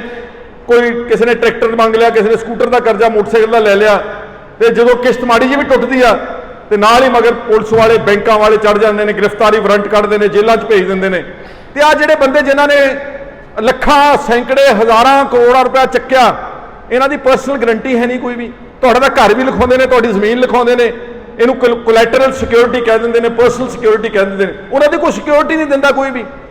ਉਹ ਕੰਮ ਚੱਲ ਗਿਆ, 10,000 ਕਰੋੜ ਰੁਪਏ ਦਾ ਪ੍ਰੋਜੈਕਟ ਲਿਆ, ਚੱਲ ਗਿਆ ਤਾਂ ਮੇਰਾ, ਜੇ ਨਹੀਂ ਚੱਲਿਆ ਤਾਂ ਸਰਕਾਰ ਦਾ। ਆਹ ਦੇਖ ਲਓ ਹਾਲਾਤ ਹੈ ਸਾਡੇ ਦੇਸ਼ ਦੇ ਵਿੱਚ ਵਪਾਰ ਦੇ। ਔਰ ਮੈਂ ਉੱਥੇ ਦਿੱਲੀ ਇਹ ਵੀ ਗੱਲ ਰੱਖੀ ਕਿ ਰੇਟ ਆਫ ਇੰਟਰਸਟ, ਕਦੀ ਤੁਸੀਂ ਵਿਆਜ ਵਪਾਰ ਜਿੰਨਾ ਦੇ ਸਕਦੇ ਹੋ ਕਿਸਾਨ ਲੋਕ, ਜਿਹੜਾ ਖੇਤੀ ਕਰਦਾ ਉਹਦੀ ਆਮਦਨ ਕੋਈ ਇੰਡਸਟਰੀ ਦੇ ਮੁਕਾਬਲੇ ਤੇ ਥੋੜ੍ਹਾ ਆ। ਉਹੀ 10-11% ਇੰਡਸਟਰੀ ਨੂੰ ਵਿਆਜ ਲਾਈ ਜਾਂਦੇ, ਉਹੀ 10-11% ਕਿਸਾਨਾਂ ਨੂੰ ਲਾਈ ਜਾਂਦੇ ਨੇ। ਸਾਰੀ ਦੁਨੀਆ ਦੇ ਵਿੱਚ ਖੇਤੀ ਨੂੰ ਸਬਸਿਡਾਈਜ਼ ਕੀਤਾ ਗਿਆ ਵਾ, ਸਾਰੀ ਦੁਨੀਆ 'ਚ। ਮੈਂ ਅਮਰੀਕਾ ਦੀ ਗੱਲ ਕਰਾਂ ਤਾਂ ਉੱਥੇ ਡੀਜ਼ਲ ਦਾ ਰੰਗ ਬਦਲਿਆ ਹੋਇਆ, ਉਹਨਾਂ ਨੇ ਖੇਤੀ ਦੇ ਕੰਜ਼ੰਪਸ਼ਨ ਵਾਸਤੇ ਡੀਜ਼ਲ ਨੂੰ ਬਹੁਤ ਘੱਟ ਰੇਟ ਤੇ ਕਿਸਾਨਾਂ ਨੂੰ ਦਿੰਦੇ ਨੇ, ਰੰਗ ਬਦਲ ਕੇ ਦੇ ਦਿੰਦੇ ਨੇ। ਖਾਦਾਂ 'ਚ ਸਬਸਿਡੀ ਹੈ, ਬੀਜਾਂ 'ਚ ਸਬਸਿਡੀ ਹੈ, ਮਸ਼ੀਨਰੀ ਲੈਣੀ ਆ, ਟਰੈਕਟਰ ਲੈਣੇ ਨੇ, ਇੰਪਲੀਮੈਂਟ ਲੈਣੇ। ਮੇਰਾ ਖਿਆਲ ਹੈ ਵਿਆਜ ਦੀ ਦਰ ਅਮਰੀਕਾ ਦੇ ਵਿੱਚ ਸਿਰਫ 2 ਪੈਸੇ ਆ, 2% ਤੇ ਸਾਡੇ 11% ਹੈ। ਇਸ ਕਰਕੇ ਖੇਤੀ ਬਚ ਨਹੀਂ ਸਕਦੀ ਜਦ ਤੱਕ ਉਹਨੂੰ ਸਬਸਿਡਾਈਜ਼ ਨਾ ਕਰੇ ਗਵਰਨਮੈਂਟ। ਲੇਕਿਨ ਇੱਥੇ ਸਾਡੇ ਪੰਜਾਬ ਦੇ ਵਿੱਚ ਇੱਕ ਮੈਂ ਸਮਝਦਾ ਕਿ ਸਬਸਿਡਾਈਜ਼ ਹੋਣੀ ਚਾਹੀਦੀ ਖੇਤੀ, ਇਹਦੇ 'ਚ ਮਦਦ ਹੋਣੀ ਚਾਹੀਦੀ ਕਿਸਾਨ ਨੂੰ, ਔਰ ਜ਼ਿਆਦਾ ਮਦਦ ਹੋਣੀ ਚਾਹੀਦੀ ਹੈ। ਪਰ ਜਿਹੜੀ ਬਿਜਲੀ ਆ ਆਪਣੀ, ਇਹ ਜਦੋਂ ਦੀ ਆਪਾਂ ਫ੍ਰੀ ਕੀਤੀ, ਆਪਾਂ ਜ਼ਮੀਨ ਦਾ ਪਾਣੀ ਮੁਕਾ ਦੇਣ ਲੱਗੇ ਯਾਰ। 13-14 ਲੱਖ ਟਿਊਬਵੈੱਲ ਲਾਤਾ ਆਪਾਂ ਸਾਰੇ ਪੰਜਾਬ ਦੇ ਵਿੱਚ, ਤੇ ਲਗਾਤਾਰ ਉਹਨੂੰ ਆਪਾਂ ਝੋਨੇ ਦੀ ਫਸਲ ਵਾਸਤੇ ਪੰਪ ਕਰਦੇ ਵਰਤਦੇ ਆਪਾਂ ਬਹੁਤ ਥੱਲੇ ਚਲੇ ਗਏ ਆ। ਔਰ ਨਾਸਾ ਦੀਆਂ ਸੈਟੇਲਾਈਟਸ ਜਿਹੜੀਆਂ ਉੱਤੇ ਘੁੰਮਦੀਆਂ ਨੇ, ਉਹਨਾਂ ਨੂੰ ਪੰਜਾਬ ਨੂੰ ਆਲਰੇਡੀ ਲਾਲ ਧੱਬੇ ਦੇ ਉੱਤੇ ਰੱਖਿਆ ਹੋਇਆ। ਉਹ ਕਹਿੰਦੇ ਕਿ ਅਗਰ ਇਸ ਸਪੀਡ ਦੇ ਉੱਤੇ ਤੁਸੀਂ ਪਾਣੀ ਕੱਢਦੇ ਰਹੇ ਤੇ ਉਹ ਦਿਨ ਦੂਰ ਨਹੀਂਗਾ ਜਿੱਧਰ ਤੁਸੀਂ ਪੰਜਾਬ ਨੂੰ ਇੱਕ ਰਾਜਸਥਾਨ ਵਰਗਾ ਬੰਜਰ ਇਲਾਕਾ ਬਣਾ ਕੇ ਬਹਿ ਜਾਓਗੇ। ਸਬਸਿਡੀ ਚਾਹੀਦੀ ਆ, ਔਰ ਜ਼ਿਆਦਾ ਚਾਹੀਦੀ ਆ। ਉਹ ਕਿਸੇ ਹੋਰ ਸ਼ਕਲ ਵਿੱਚ ਕਿਸਾਨਾਂ ਦੇ ਅਕਾਊਂਟਸ ਵਿੱਚ ਜਾਣੀ ਚਾਹੀਦੀ ਆ, ਚਾਹੇ ਉਹ ਬੋਨਸ ਦੀ ਸ਼ਕਲ ਵਿੱਚ ਚੱਲ ਜਾਏ ਸਰਕਾਰਾਂ ਵੱਲੋਂ ਫਸਲ ਦੀ, ਚਾਹੇ ਉਹ ਤੁਹਾਨੂੰ ਲੋਨ ਦੀ ਸ਼ਕਲ ਵਿੱਚ ਚਲ ਜਾਏ, ਵਿਆਜ ਘਟਾ ਕੇ ਉਹਦਾ ਜੇ ਕੇਂਦਰ ਨਹੀਂ ਛੱਡਦੀ ਵਿਆਜ, ਸਰਕਾਰ ਵਿਆਜ ਛੱਡੇ, ਉਹਦੇ ਨਾਲ ਸਾਡਾ ਪਾਣੀ ਦੁਰਇਸਤੇਮਾਲ ਨਹੀਂ ਹੋਵੇਗਾ। ਔਰ ਆਉਣ ਵਾਲੇ ਸਮੇਂ ਦੇ ਵਿੱਚ ਕਿਤੇ ਨਾ ਕਿਤੇ ਆਪਾਂ ਨੂੰ ਇਸ ਫਸਲ ਤੋਂ ਅੱਗੇ ਵਧਣਾ ਪਊ, ਕਿਉਂਕਿ ਸਾਡਾ ਨਹਿਰੀ ਪਾਣੀ ਜਿਹੜਾ ਵਾ ਉਹ ਤਾਂ ਸਾਰਾ ਰਾਜਸਥਾਨ ਤੇ ਹਰਿਆਣੇ ਤੇ ਦਿੱਲੀ ਨੂੰ ਜਾ ਚੁੱਕਾ ਵਾ। ਆ ਕਮਲਿਆਂ ਦੀ ਪਾਰਟੀ ਬਣ ਗਈ ਇੱਥੇ ਪੰਜਾਬ ਦੇ ਵਿੱਚ, ਆਮ ਆਦਮੀ ਪਾਰਟੀ, ਇਹਨਾਂ ਦਾ ਮਿਨਿਸਟਰ ਹੁਣੇ ਗਏ ਜੈਪੁਰ ਦੇ ਵਿੱਚ, ਇੱਕ ਕਨਵੈਨਸ਼ਨ ਹੋਈ, ਨੈਸ਼ਨਲ ਕਾਉਂਸਲ ਦੀ ਮੀਟਿੰਗ ਹੋਈ, 2 ਮਿਨਿਸਟਰ ਗਏ, ਹਰਪਾਲ ਚੀਮਾ ਤੇ ਹਰਜੋਤ ਬੈਂਸ, ਉੱਥੇ ਜਾ ਕੇ ਕਹੇ ਜੀ ਪੰਜਾਬ ਦੇ ਪਾਣੀਆਂ ਦਾ ਇੱਕ ਨਵਾਂ ਟ੍ਰਿਬਿਊਨਲ ਬਣਨਾ ਚਾਹੀਦਾ। ਪੜ੍ਹਿਆ ਨਹੀਂ, ਦੇਖਿਆ ਨਹੀਂ, ਕੁਝ ਵੀ ਨਾ ਜਾਣਕਾਰੀ ਆ ਦਰਿਆਈ ਪਾਣੀਆਂ ਦੀ ਵੰਡ ਨੂੰ ਲੈ ਕੇ। ਇਹ ਨਹੀਂ ਅਹਿਸਾਸ ਕੀਤਾ ਕਿ ਪਹਿਲਾਂ ਬਣਿਆ ਇੱਕ ਟ੍ਰਿਬਿਊਨਲ, ਇਰਾਦੀ ਟ੍ਰਿਬਿਊਨਲ ਬਣਿਆ ਸੀਗਾ 70 ਦੇ 80 ਦੇ ਦਹਾਕੇ ਦੇ ਵਿੱਚ, 75% ਪਾਣੀ ਦਾ ਜਿਹੜਾ ਸਾਡਾ ਪੰਜਾਬ ਦਾ ਲੁੱਟਿਆ ਗਿਆ ਉਸੇ ਟ੍ਰਿਬਿਊਨਲ ਲੁੱਟਿਆ ਸੀਗਾ। ਤੁਸੀਂ ਇੱਕ ਹੋਰ ਟ੍ਰਿਬਿਊਨਲ ਬਣਾ ਦੋਗੇ ਕੇਂਦਰ ਸਰਕਾਰ ਦੇ ਅਧੀਨ, ਉਹ ਤੁਹਾਡੇ ਖਿਲਾਫ ਇੱਕ ਹੋਰ ਵੱਡਾ ਫੈਸਲਾ ਕਰਦੇ, ਤੁਸੀਂ ਕੇਸ ਨੂੰ ਜਾ ਕੇ ਕੰਪਲੇਂਟ ਕਰੋਗੇ। ਔਰ ਜਿਹੜਾ ਟ੍ਰਿਬਿਊਨਲ ਹੁੰਦਾ, ਟ੍ਰਿਬਿਊਨਲ ਦਾ ਮਤਲਬ ਆ ਜਦੋਂ ਤੁਸੀਂ ਟ੍ਰਿਬਿਊਨਲ ਬਣਿਆ ਹੈਗਾ ਇੰਟਰਸਟੇਟ ਰਿਵਰਸ ਡਿਸਪਿਊਟ ਦਾ, 1956 ਚ ਬਣਾਇਆ ਸਰਕਾਰ ਨੇ, ਉਹ ਤੋਂ ਪਹਿਲਾਂ ਨਹੀਂ ਸੀਗਾ। ਜਦੋਂ ਦਰਿਆਵਾਂ ਦੇ ਪਾਣੀਆਂ ਦੇ, ਕਾਵੇਰੀ ਵਾਟਰਸ ਦੇ ਝਗੜੇ ਚੱਲੇ ਤਾਮਿਲਨਾਡੂ ਤੇ ਕਰਨਾਟਕਾ ਜਾਂ ਹੋਰਨਾਂ ਸਟੇਟਾਂ ਦੇ ਦਰਮਿਆਨ, ਉਦੋਂ ਬਣਿਆ ਇਹ interstate river waters tribunal 1956 act. ਇਹ ਉਦੋਂ ਹੁੰਦਾ ਜਦੋਂ ਇੱਕ ਦਰਿਆ 2-3 ਸੂਬਿਆਂ ਦੇ ਵਿੱਚ ਦੀ ਲੰਘ ਕੇ ਜਾਵੇ। ਪੰਜਾਬ ਸਿੰਗਲ ਸਟੇਟ ਰਿਵਰ ਆ, ਇੱਕੋ ਸੂਬੇ ਨੂੰ ਟੱਚ ਕਰਦਾ ਦਰਿਆ। ਸਾਡੇ ਤਿੰਨੋਂ ਦਰਿਆ ਰਾਵੀ, ਸਤਲੁਜ ਤੇ ਬਿਆਸ ਇਕੱਲੇ ਇੱਕ ਸੂਬੇ ਨੂੰ ਟੱਚ ਕਰਕੇ ਤੇ ਪਾਕਿਸਤਾਨ ਚਲੇ ਜਾਂਦੇ ਨੇ। ਇਹ ਕਿਸੇ ਹਰਿਆਣੇ ਨੂੰ ਨਹੀਂ ਲੱਗਦੇ, ਕਿਸੇ ਰਾਜਸਥਾਨ ਨੂੰ ਨਹੀਂ ਲੱਗਦੇ। ਤੇ ਜੇ ਆਪਾਂ ਟ੍ਰਿਬਿਊਨਲ ਬਣਾ ਲਿਆ ਤੇ ਟ੍ਰਿਬਿਊਨਲ ਨੇ ਕਹਿਤਾ ਕਿ ਇੰਨਾ ਪਾਣੀ ਅਸੀਂ ਹੋਰ ਰਾਜਸਥਾਨ, ਹਰਿਆਣਾ ਤੇ ਦਿੱਲੀ ਨੂੰ ਦਿੱਤਾ, ਤੇ ਫਿਰ ਆਪਾਂ ਕਿੱਥੇ ਜਾਵਾਂਗੇ? ਸੋ ਇਸ ਕਰਕੇ ਇਹ ਸਰਕਾਰਾਂ, ਕੁਝ ਲੀਡਰ ਜਾਣਬੁੱਝ ਕੇ ਕੰਪਲਿਕੇਟ ਕਰਦੇ ਨੇ, ਕਮਜ਼ੋਰ ਕਰਦੇ ਸਾਡੇ ਕੇਸ ਨੂੰ। ਬਹੁਤ ਸਾਰੀਆਂ ਹੋਰ ਇਸ ਤਰ੍ਹਾਂ ਦੀਆਂ ਗੱਲਾਂ ਜਿਹੜੀ ਲੋਕ ਹੁਣ ਮੌਕੇ ਦੀ ਸਰਕਾਰ ਬਣੀ ਆ, ਇਹਦਾ ਮੈਨੂੰ ਲੱਗਦਾ ਤੁੱਕੇ ਨਾ ਬਣ ਗਈ ਹੈ ਅਸਲ ਵਿੱਚ। ਅਨਟ੍ਰੇਨਡ ਬੰਦੇ ਆ ਗਏ ਨੇ। ਅੱਜ ਹੀ ਹੁਣੇ ਮੇਰੇ ਕੋਲ ਇਨਫੋਰਮੇਸ਼ਨ ਆਈ ਕਿ PCS officers association Jalandhar, SDM level ਦੇ, ADC ਲੈਵਲ ਦੇ DCV ਵਿੱਚ ਜਲੰਧਰ, ਕੱਲ ਕਿਤੇ ਇਹਨਾਂ ਦੇ MLA ਨੇ ਜਾ ਕੇ ਉਹਨਾਂ ਨਾਲ ਬਦਕਲਾਮੀ ਕੀਤੀ ਹੈ। ਉਹਨਾਂ ਸਾਰਿਆਂ ਨੇ ਮੁੱਖ ਮੰਤਰੀ ਨੂੰ ਇੱਕ ਮਤਾ ਪਾਸ ਕਰਕੇ ਦਿੱਤਾ ਕਿ ਆਪਣੇ MLA ਨੂੰ ਤਾਂ ਸਮਝਾਓ। ਇਹਨਾਂ ਦੇ MLA ਐਵੇਂ ਕੋਈ ਥਾਣੇ ਵੜ ਜਾਂਦਾ, ਕੋਈ ਤਹਿਸੀਲੇ ਵੜ ਜਾਂਦਾ, ਕੋਈ ਪੁਲਿਸ ਨੂੰ ਕਹਿੰਦਾ ਮੈਨੂੰ ਪੁੱਛਦੇ ਨਹੀਂ ਤੁਸੀਂ। MLA ਸਤਿਕਾਰਯੋਗ ਵੀਰੋ, ਬਜ਼ੁਰਗੋ, ਭੈਣੋ ਤੇ ਭਰਾਓ, MLA ਦੇ ਕੋਲ ਕੋਈ ਵੀ ਐਡਮਿਨਿਸਟ੍ਰੇਟਿਵ ਪਾਵਰਸ ਨਹੀਂ ਗੀਆਂ ਸੰਵਿਧਾਨ ਦੇ ਮੁਤਾਬਕ। ਅਸੀਂ ਸਿਰਫ ਵਿਧਾਨਕਾਰ ਆ, ਅਸੀਂ ਕੋਈ ਕਿਸੇ ਕੰਮ ਵਿੱਚ ਜਾ ਕੇ ਮੁਦਾਖਲਤ ਨਹੀਂ ਕਰ ਸਕਦੇ। ਲੇਕਿਨ ਇਹਨਾਂ ਨੂੰ ਪਤਾ ਨਹੀਂਗਾ, ਅਨਟ੍ਰੇਨਡ ਬੰਦਿਆਂ ਦੇ ਹੱਥ ਰਾਜ ਆ ਗਿਆ। ਔਰ ਭਗਵੰਤ ਮਾਨ, ਮਾਫ ਕਰਨਾ, ਇਹਨੂੰ ਇਹ ਕੈਪਟਨ ਅਮਰਿੰਦਰ ਨੂੰ ਬਹੁਤ ਕਹਿੰਦਾ ਸੀਗਾ ਰਜਵਾੜਾ ਜੀ ਨਿਕਲਦਾ ਨਹੀਂ ਜੀ, ਸ਼ਾਮ ਨੂੰ ਵੜ ਜਾਂਦਾ। ਇਹਨੂੰ 10:30 ਵਜੇ ਬਾਹਰ ਕੱਢਦੇ, 5 ਵਜੇ ਅੰਦਰ ਵਾੜ ਦਿੰਦੇ ਨੇ ਕਿ ਜਿਹੜਾ ਕੰਮ ਤੂੰ ਆਪਣਾ ਕਰਨਾ ਕਰ ਲਾ, ਸਾਡੇ ਕੰਮ 'ਚ ਦਖਲ ਨਾ ਦੇ। ਸਰਕਾਰ ਦਿੱਲੀੋਂ ਚੱਲ ਰਹੀ ਆ। ਆ ਜਿਹੜਾ ਰਾਘਵ ਚੱਡਾ ਵਾ ਛੋੜਾ, ਜਾਂ ਇਹਨਾਂ ਦਾ ਜਿਹੜਾ ਕੇਜਰੀਵਾਲ ਹੈ, ਇਹ ਸਰਕਾਰ ਦਿੱਲੀੋਂ ਬੈਠੇ ਉਹ ਚਲਾ ਰਹੇ ਨੇ, ਸਾਰੇ ਅਫਸਰ ਉਹ ਲਾ ਰਹੇ ਨੇ, ਸਾਰੇ ਤਬਾਦਲੇ ਉਹ ਕਰ ਰਹੇ ਨੇ, ਸਾਰੇ ਫੈਸਲੇ ਉਹ ਕਰ ਰਹੇ ਨੇ। ਔਰ ਜੋ ਟਵੀਟ ਵੀ ਆਉਂਦੇ ਨੇ, ਜਿਹੜੀ ਵੀਡੀਓ ਬਣਨੀ ਆ, ਉਹ ਇਹਨੂੰ ਦੱਸਿਆ ਜਾਂਦਾ ਕਿ ਇਹੀ ਬੋਲਣਾ ਤੂੰ। ਤੁਹਾਡੇ ਸਾਹਮਣੇ ਸਭ ਕੁਝ ਆ ਰਿਹਾ ਹੌਲੀ ਹੌਲੀ, ਔਰ ਹੋਰ ਜ਼ਿਆਦਾ ਆ ਜਾਏਗਾ। ਆ ਸਾਡੇ ਪੰਜਾਬ ਯੂਨੀਵਰਸਿਟੀ ਤੇ ਹਮਲਾ ਹੋਇਆ, ਕੁਝ ਨਹੀਂ ਬੋਲੇ। ਆ MSP ਦੀ ਕਮੇਟੀ ਬਣਾਈ ਹੈ BJP ਦੀ ਸਰਕਾਰ ਨੇ, ਪਹਿਲਾਂ ਰਾਘਵ ਚੱਡਾ ਬੋਲਿਆ, ਫਿਰ ਭਗਵੰਤ ਮਾਨ ਬੋਲਿਆ। ਇਹ ਕਦੀ ਦੇਖਿਆ ਤੁਸੀਂ ਕਿ ਮੁੱਖ ਮੰਤਰੀ ਨੂੰ ਬਾਈਪਾਸ ਕਰਕੇ ਇੱਕ ਬਾਹਰਲਾ ਬੰਦਾ ਜਿਹਨੂੰ ਨਾ ਪੰਜਾਬੀ ਲਿਖਣੀ ਆਉਂਦੀ ਆ, ਨਾ ਪੰਜਾਬੀ ਪੜ੍ਹਨੀ ਆਉਂਦੀ, ਭਰਾਓ, ਚੰਡੀਗੜ੍ਹ ਤੇ ਬਿਆਨ ਦੇਤਾ ਬੇਤੁਕਾ। ਹਰਿਆਣੇ ਨੇ ਮੰਗਿਆ ਕਿ ਸਾਨੂੰ ਵਿਧਾਨ ਸਭਾ ਵਾਲੀ ਜਗ੍ਹਾ ਚਾਹੀਦੀ, ਕਹਿੰਦਾ ਸਾਨੂੰ ਵੀ ਦੇ ਦਿਓ। ਉਹ ਤਾਂ ਸਾਡਾ ਘਰ ਆ, ਇਹ ਸਾਡਾ ਸ਼ਹਿਰ ਆ। ਇਹ ਖਰੜ ਦੇ ਸਬ ਤਹਿਸੀਲ ਪੰਜਾਬੀ ਬੋਲਦੇ ਇਲਾਕੇ ਉਜਾੜ ਕੇ ਉੱਥੇ 1 ਇੰਚ ਵੀ ਹਿੰਦੀ ਸਪੀਕਿੰਗ ਨਹੀਂ ਸੀਗਾ। ਉਹ ਸਾਡਾ ਸ਼ਹਿਰ, ਸਾਡਾ ਘਰ, ਸਾਡੀ ਰਾਜਧਾਨੀ, ਤੇ ਅਸੀਂ ਮੰਗ ਰਹੇ ਹਾਂ BJP ਨੂੰ ਕਿ ਸਾਨੂੰ ਵੀ ਥੋੜੀ ਜਿਹੀ ਵਿਧਾਨ ਸਭਾ ਦੇ ਵਾਸਤੇ ਜਗ੍ਹਾ ਦੇ ਦੇ। ਇਹ ਤਾਂ ਉਹ ਗੱਲ ਹੋ ਗਈ ਕਿ ਆਪਣਾ ਘਰ ਕਿਸੇ ਧਾੜਵੀ ਨੇ ਆਣ ਕੇ ਉੱਤੇ ਕਬਜ਼ਾ ਕਰ ਲਿਆ, ਫਿਰ ਅਸੀਂ ਕਾਬਜ਼ ਤੋਂ ਕਹਿੰਦੇ ਕਿ ਮੈਨੂੰ ਵੀ ਇੱਕ ਕਮਰਾ ਦੇ ਦੇ ਇੱਥੇ ਰਹਿਣ ਵਾਸਤੇ। ਇਦਾਂ ਦਾ ਨਲਾਇਕ ਸਟੇਟਮੈਂਟ। ਔਰ ਸਾਰਿਆਂ ਨੇ ਇਸ ਦੀ ਗੱਲ ਦੀ ਬਹੁਤ ਵੱਡੇ ਪੱਧਰ ਤੇ ਨਿਖੇਧੀ। ਇਹਦਾ ਮਤਲਬ ਹੈ ਕਿ ਭਗਵੰਤ ਮਾਨ ਨੂੰ ਜ਼ਿਆਦਾ ਪਤਾ ਨਹੀਂਗਾ ਕਿ ਚੰਡੀਗੜ੍ਹ ਤੇ ਪੰਜਾਬੀ ਬੋਲਦੇ ਇਲਾਕੇ ਤੇ ਪੰਜਾਬ ਦੇ ਪਾਣੀਆਂ ਦਾ ਕੀ ਕੀਮਤ ਤੇ ਕੀ ਵੈਲਿਊ ਹੈਗੀ ਆ ਤੇ ਕੀ ਉਹਦੀ ਇੰਪੋਰਟੈਂਸ ਹੈ, ਤੇ ਜਾਂ ਫਿਰ ਉਹ ਦਿੱਲੀ ਵਾਲੇ ਕੰਨ ਮਰੋੜ ਦਿੰਦੇ ਨੇ ਕਿ ਕਾਕਾ ਆਹ ਬਿਆਨ ਤੇਰੇ ਵੱਲੋਂ ਅੱਜ ਆਉਣਾ ਚਾਹੀਦਾ ਵਾ। ਤੁਸੀਂ ਦੇਖ ਰਹੇ ਹੋ ਸਾਰੇ। ਆਪਣੇ ਇਲਾਕੇ ਦੀ ਮੈਂ ਕੋਈ ਗੱਲ ਜ਼ਿਆਦਾ ਨਹੀਂ ਕਰਨਾ ਚਾਹੁੰਦਾ। ਵਾਹਿਗੁਰੂ ਦੀ ਕਿਰਪਾ ਦੇ ਨਾਲ ਤੁਸੀਂ ਜਿੰਨੇ ਇੱਥੇ ਬੈਠੇ ਹੋ ਜਾਂ ਉੱਪਰ ਬੈਠੇ, ਸਾਰੀ ਕਰੀਮ ਬੈਠੇ, ਜਿਹੜੇ ਸਭ ਤੋਂ ਪਿੱਛੇ ਵੀ ਬੈਠੇ ਨਾ, ਉਹ ਮੇਰੇ ਸਤਿਕਾਰਯੋਗ ਭਰਾਵਾਂ ਵਰਗੇ ਹੀ ਹੋ ਤੁਸੀਂ। ਕਿਉਂਕਿ ਅਕਸਰ ਥੋੜੀ ਜਗ੍ਹਾ ਉੱਤੇ ਸਟੇਜ ਤੇ ਬੈਠਣ ਦੀ ਹੁੰਦੀ, ਇਹ ਨਹੀਂਗਾ ਕਿ ਕੋਈ ਥੱਲੇ ਬੈਠਾ ਤੇ ਉਹਦੀ ਕੋਈ ਘੱਟ ਗੱਲ ਹੈ ਤੇ ਉੱਤੇ ਬੈਠਾ ਤੇ ਉਹਦੀ ਕੋਈ ਜ਼ਿਆਦਾ ਗੱਲ ਹੈਗੀ ਆ। ਮੈਂ ਤੁਹਾਨੂੰ ਇਹ ਕਹਿਣਾ ਚਾਹੁੰਦਾ ਕਿ ਤੁਸੀਂ ਸਾਰੀ ਕਰੀਮ ਬੈਠੀ ਹੋਈ ਆ। मैं नोटिस किया कि सरकार बदलती माड़े मोटे कम्मां कुम्मां लई कई बार कुछ लोग जिहड़े ने वो जांदे हुंदे ने, पर साडे हलके दे विच एक नवे पैसे की चेंज नहीं आई, उल्टा अपने नाल लोकी कुछ ना कुछ वध जुड़े ने सब। और मैं तुहानूं यकीन दिवाउणा चाहुंदा कि आपां कोई मिन्नत करके काम नहीं लेना हैगा। कोई भी रापुर राइयां दे विच साडे भैन जी नूं सरपंच नहीं सी बनन दिंदे, मुदाखलत करते सी, मिनिस्टर ने भी पूरा टिल ला रहा, असीं जाके हाई कोर्ट तो हुक्म लिया के ते उन्हां नूं इन्हां दे सामने बिठा के ते रापुर राइयां दा सरपंच बनाया वा। इस तरह नाल असीं हर काम शक्ति जिहड़ी तुहाडी शक्ति है ना, ये बहुत ज़्यादा वा। करन को परचा गलत, करन को काम गलत, सब तो मोरे मैं लग के तुहाडी हिफाजत करूँ, किसी नूं मैं कोई आंच नहीं आउण दूँ, किसी नूं कोई झरीट नहीं आउण दूँगा। तो तुहानूं मेरी अपील है कि क्योंकि हुण थोड़ी जिम्मेवारी ज़्यादा होने करके हो सकता मैं घट आवां, अवेलेबल घट होवां, कोशिश मैं पूरी करूँगा। तुहाडे कोल इत्थे आउण तो पहलां मैं बलोचक जाके आया, मलकीत सिंह दे पिता जी नंबरदार विरसा सिंह अकाल चलाना करके उन्हां दे अंतिम संस्कार च गया। आ मंड दे विच हबीबवाल साडे सत्कारयोग बलबीर सिंह जी दाऊदपुर वाले जिन्हां उन्हां दी घर वाली अकाल चलाना करके उत्थे गया। मिर्जापुर विच एक भोग सी, मैं उत्थे पहुंचा। जलंधर विच भलत पंजीत उन्हां दा बेटी दी शादी सीगी, जिहड़ा अजीत फोटोग्राफर है, मैं उत्थे गया। मैं हर थां जाण दी कोशिश करदा, पर कई बार मजबूरी हुंदी है। दिल्ली बुला लिया, हुण ना दिल्लीों एकदम तो मैं भुलत आ नहीं सकता, तो मैं महताब की ड्यूटी लाई है, उन्होंने कहा वा कि हर जगह पर पहुँचना, किसी गरीब तो गरीब जे तुहानूं कोई सददा वा। कई गल्लां मैनूं नहीं पता लगदियां, फिर साडी कई वारी पहुँच तो बाहर हो जाण। तुसीं जिन्ने बैठे हो ना इत्थे, तुहानूं सब नूं मैं ये कहना कि अपने पिंड विच जदों कोई बंदा चंगा, जिथे तुहानूं लगदा वा कि सानूं जाना चाहिए, दुख ते सुख दे विच शामिल होना, तुसीं जरूर साडे स्टाफ नूं नोट कराया करो। करन बैठा वा, मुनीश बैठा वा, कई बार मैनूं बाहरों पता लगदा, तुसीं पिंड वाले नहीं दसदे, बाहरले पिंड वाले दसदे कि फलाने पिंड विच फलाना अपना दोस्त सीगा जिहड़ा अकाल चलाना कर गया वा, या कोई हादसा वापर गया, उहदे च फिर शर्मिंदगी मैनूं आउंदी आ। सो तुसीं मैनूं कनैक्टेड रखना वा। ਉਹ ਪਰੇ नरकट तो लैके संगोजलियां तो आए ने साडे सत्कारयोग भरा हरभजन सिंह जी, साईं जी बैठे ने, किसान अंदोलन च गए ने, सरपंच साहब मनजीत भी आया उत्थों, ਉਹ परे बलोचक तक, तो इधरले पासे भटनूरा जिहड़ा कलां है, तो इधर मैं दूजी नुक्कर ते बैठा ही आ। सब ने मैनूं कनैक्टेड रखना। मैं ना आ सका, मैं टैलीफोन ही करा, मैं अपने बेटे नूं भेजां, मैं अपनी वाइफ नूं कहां, अपनी घरवाली नूं कहां कि तुसीं जाओ उत्थे, घट्टो घट्ट उन्हां नूं ऐ लगे कि हाँ वो साडी कदर करदे। मैं ना जदों भी तुसीं मैनूं कोई प्रोग्राम भेजदे हो, नोट करदे हो, वो मेरे सामने हुंदा वा।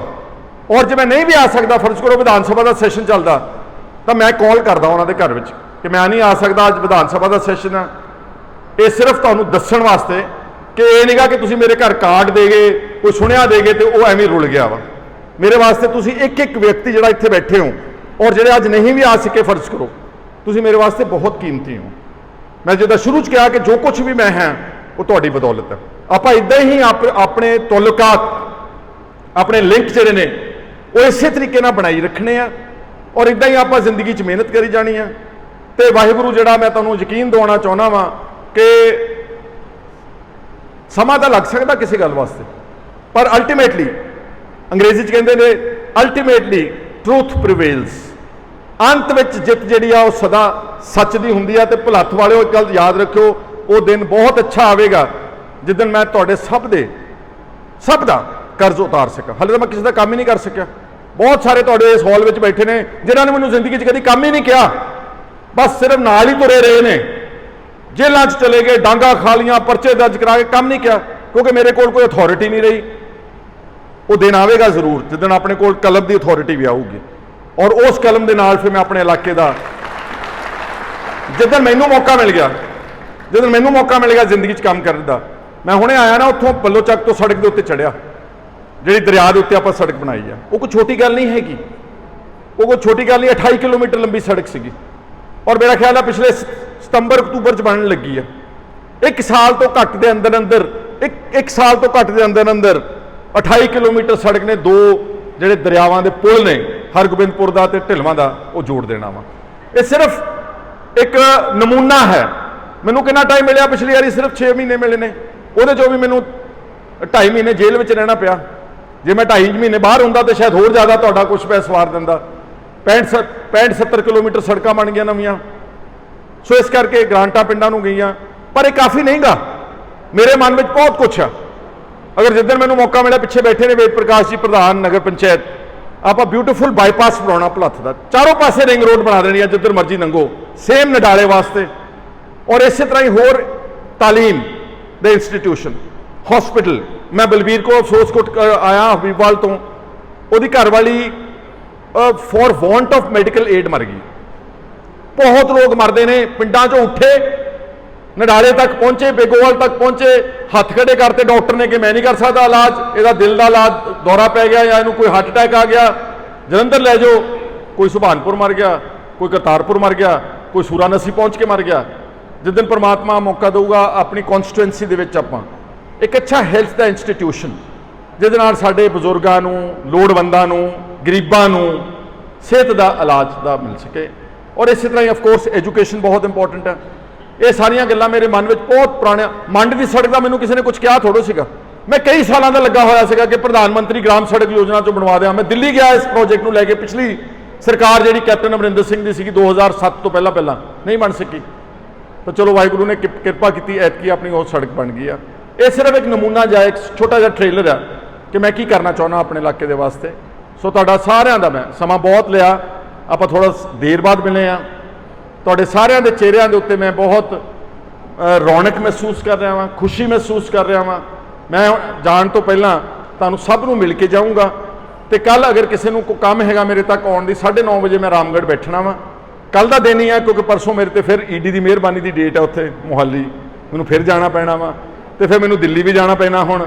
ਤੇ ਜਦੋਂ ਮੈਨੂੰ ਮੌਕਾ ਲੱਗਿਆ ਮੈਂ ਵਾਪਸ ਆਣ ਕੇ ਤੁਹਾਨੂੰ ਇਤਲਾਹ ਕਰ ਦਿਆ ਕਰਾਂਗੇ। ਆਪਣੇ ਕਾਫੀ ਗਰੁੱਪ ਬਣੇ ਹੋਏ ਨੇ WhatsApp ਦੇ ਅੱਜ ਕੱਲ੍ਹ, ਉਹਦੇ ਤੇ ਪਾ ਦਿਆ ਕਰਾਂਗੇ ਰੈਗੂਲਰਲੀ, ਜਿੱਦਣ ਮੈਂ ਪਿੰਡ ਅਵੇਲੇਬਲ ਆ ਤੁਸੀਂ ਆਇਆ ਕਰੋ। ਮੈਂ ਨਾ ਵੀ ਹੋਵਾਂ, ਮੇਰੇ ਸਟਾਫ ਨੂੰ ਕੋਈ ਕੰਮ ਲਿਖਾਇਆ ਕਰੋ, ਦੱਸਿਆ ਕਰੋ।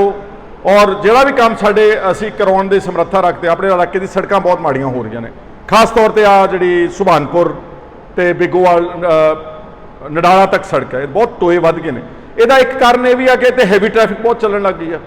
ਜਿੰਨੇ ਸਾਰੇ ਪਠਾਨਕੋਟ ਨੂੰ ਜਾਂਦਾ ਵਾ ਸਾਰਾ ਵੱਡੇ ਟਰਾਲੇ, ਉਹ ਸਾਡੀ ਸਾਰੀ ਸੜਕ ਤੋੜ ਦਿੱਤੀ। ਇਸੇ ਸੜਕ ਦੇ ਨਾਲ ਮੇਰੀ ਸੜਕ ਬਣੀ ਸੀ ਕਿ ਕਰਤਾਰਪੁਰ ਭੁਲੱਥ, ਉਹ ਬੜੀ ਸੋਹਣੀ ਪਈ ਆ, ਜਾ ਕੇ ਦੇਖ ਸਕਦੇ ਹੋ ਤੁਸੀਂ, ਕਿਉਂਕਿ ਹੈਵੀ ਟ੍ਰੈਫਿਕ ਨਹੀਂ ਲੰਘਦੀ। ਔਰ ਇਹ ਦੋਨਾਂ ਸੜਕਾਂ ਦਾ ਮਸਲਾ ਮੈਂ ਪੰਜਾਬ ਦੀ ਵਿਧਾਨ ਸਭਾ ਦੇ ਵਿੱਚ ਵੀ ਉਠਾਇਆ ਵਾ। ਵਿਧਾਨ ਸਭਾ 'ਚ ਮੇਰੇ ਵੀਰੋ ਭਾਵਾਂ ਲਾਈਵ ਹੋ ਗਿਆ ਟੈਲੀਵਿਜ਼ਨ, ਲੇਕਿਨ ਤੁਸੀਂ ਇੱਕ ਦੇਖਿਆ ਹੋਣਾ ਵਾ ਕਿ ਜਦੋਂ ਵਿਰੋਧੀ ਧਿਰਾਂ ਨੂੰ ਦਿਖਾਉਂਦੇ ਇੱਕ ਪੂਰਾ ਹੀ ਕੈਮਰਾ ਲਾ ਦਿੰਦੇ, ਜਿੱਦਾਂ 25-30 ਬੰਦਿਆਂ 35 ਬੰਦਿਆਂ ਦੇ ਸਾਹਮਣੇ। ਤੁਹਾਨੂੰ ਪਤਾ ਆਵਾਜ਼ ਤੋਂ ਪਤਾ ਲੱਗਦਾ ਵੀ ਖਹਿਰਾ ਬੋਲਦਾ ਵਾ, ਕਿ ਪ੍ਰਤਾਪ ਬਾਜਵਾ ਬੋਲਦਾ ਵਾ, ਕਿ ਰਾਜਾ ਵੜਿੰਗ ਬੋਲਦਾ ਵਾ। ਤੇ ਜਦੋਂ ਮੰਤਰੀਆਂ ਨੇ ਬੋਲਣਾ, ਇਹਨਾਂ ਦੇ ਕੈਮਰਾ ਬਿਲਕੁਲ ਚਿਹਰੇ ਦੇ ਉੱਤੇ ਨਾਲ ਇਦਾਂ ਲੈ ਆਉਂਦੇ ਨੇ, ਵਿਤਕਰਾ ਕਰਦੇ ਨੇ। ਔਰ ਅਗਲੀ ਗੱਲ ਸੁਣੋ, ਵਿਧਾਨ ਸਭਾ ਦੀ ਲਾਸਟ ਗੱਲ ਕਹਿ ਕੇ ਮੈਂ ਵਾਈਂਡ ਅਪ ਕਰ ਦੇਣਾ। ਵੈਸੇ ਅੱਜ ਮੌਸਮ ਚੰਗਾ ਵਾ, AC ਉਸੀ ਠੀਕ ਚੱਲ ਰਿਹਾ, ਗਰਮੀ ਨਹੀਂ ਹੈ ਆਪਾਂ ਨੂੰ ਲੱਗ ਰਹੀ ਕਿਸੇ ਨੂੰ, ਨਹੀਂ ਤਾਂ ਬਹਿ ਨਹੀਂ ਹੋਣਾ ਸੀ ਇੰਨੀ ਦੇਰ। ਵਿਧਾਨ ਸਭਾ ਜਿਹੜਾ ਨਾ, ਉਹ ਜਿੱਦਾਂ ਤੁਹਾਨੂੰ ਬਾਹਰੋਂ ਨਜ਼ਰ ਆਉਂਦਾ, ਉਹ ਕੋਈ ਏਡਾ ਨਿਰਪੱਖ ਪਲੇਟਫਾਰਮ ਨਹੀਂਗਾ। ਪਹਿਲੀ ਗੱਲ ਤੁਹਾਨੂੰ ਬੁਲਾਉਂਦੇ ਹੀ ਨਹੀਂਗੇ, ਇਹੀ ਕਹਿੰਦੇ ਸੀਗੇ ਜੀ ਕਿ ਸੈਸ਼ਨ ਬੜੇ ਲੰਬੇ ਹੋਣੇ ਚਾਹੀਦੇ ਨੇ, ਤੇ ਆਪ ਸੈਸ਼ਨ ਕੀਤਾ। ਬਜਟ ਦਾ ਇਜਲਾਸ ਘੱਟੋ ਘੱਟ 15 ਦਿਨ ਦਾ ਹੁੰਦਾ, ਤੇ ਆਪ ਕੀਤਾ 6-7 ਦਿਨ ਦਾ ਸੀ, ਸਭ ਤੋਂ ਛੋਟਾ। ਤੇ ਜਦੋਂ ਬੁਲਾਉਂਦੇ ਵੀ ਨਹੀਂ ਕਰਦੇ, ਜਿਹੜੇ ਸਵਾਲ ਹੁੰਦੇ ਨੇ, ਮੈਂ ਤੁਹਾਡੇ ਸਵਾਲ ਘੱਟੋ ਘੱਟ ਨਹੀਂ ਤਾਂ ਮੈਂ 30 ਸਵਾਲ ਲਿਖ ਕੇ ਦਿੱਤੇ, ਕੁਝ ਭੁਲੱਥ ਦੇ ਮੈਜੋਰਿਟੀ ਤੇ ਬਾਕੀ ਕੁਝ ਬਾਹਰ ਦੇ ਜਿਹੜੇ ਤਕਲੀਫਾਂ ਲੋਕਾਂ ਦੀਆਂ। 30 ਚੋਂ ਮੇਰੇ ਸਿਰਫ 2 ਕਿ 3 ਲਾਏ,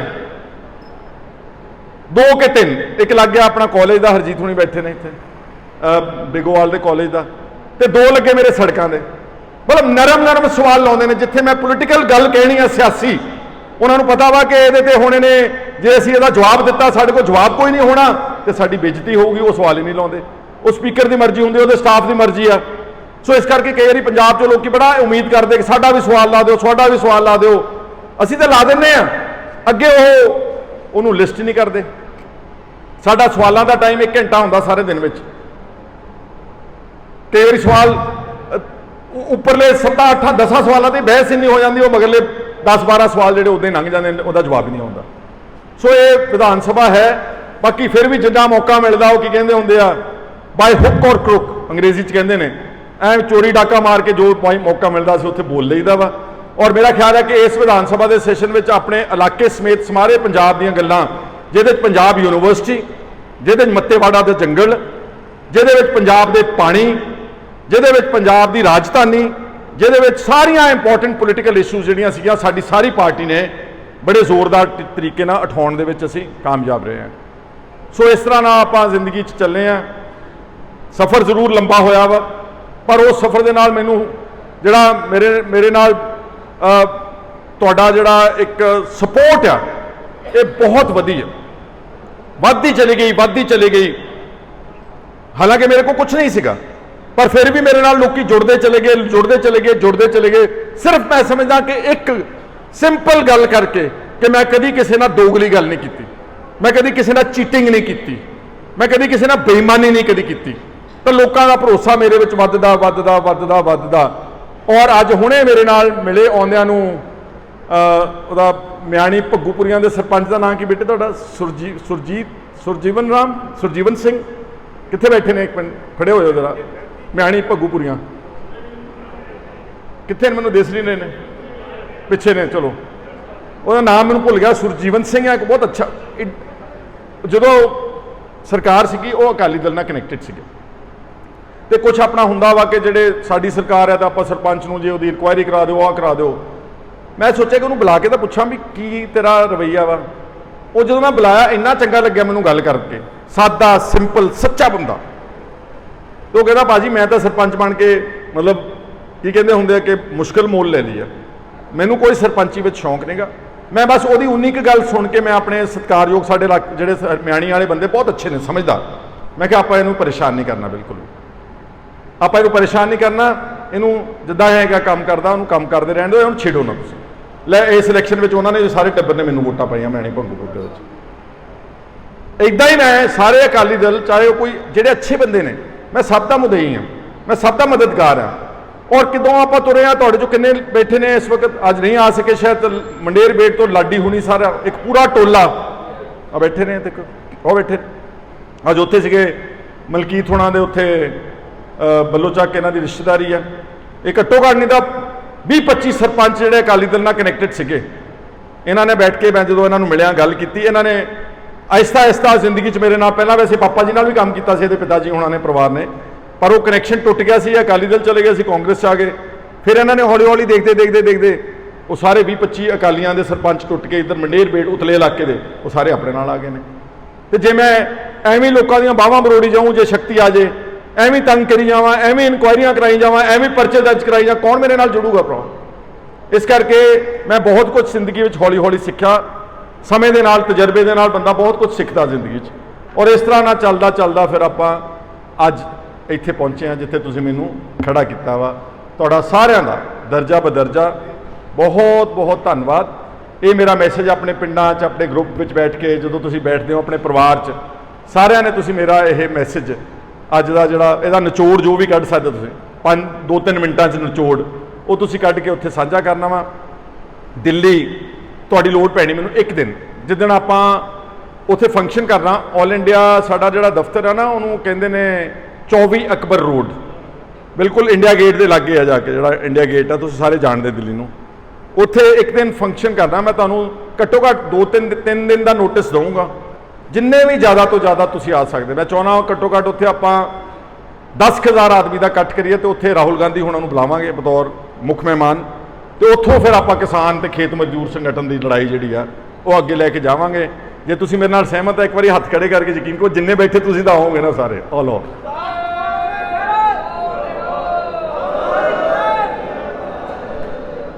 ਬਹੁਤ ਧੰਨਵਾਦ। ਲਓ ਪਿਆਰ ਨਾਲ ਇੱਕ ਵਾਰੀ ਜਕਾਰਾ ਛੱਡੋ ਆਪਣਾ। ਬੋਲੇ ਸੋਨੇ ਵਾਲੇ ਇਧਰੋਂ ਕਹਿ ਰਹੇ ਸੀਗੇ, ਮੈਂ ਹੀ ਕਹਿ ਦੇਣਾ, ਬੋਲੇ ਸੋ ਨਿਹਾਲ, ਬੋਲੇ ਸੋ ਨਿਹਾਲ। ਵਾਹਿਗੁਰੂ ਜੀ ਕਾ ਖਾਲਸਾ, ਵਾਹਿਗੁਰੂ ਜੀ ਕੀ ਫਤਿਹ।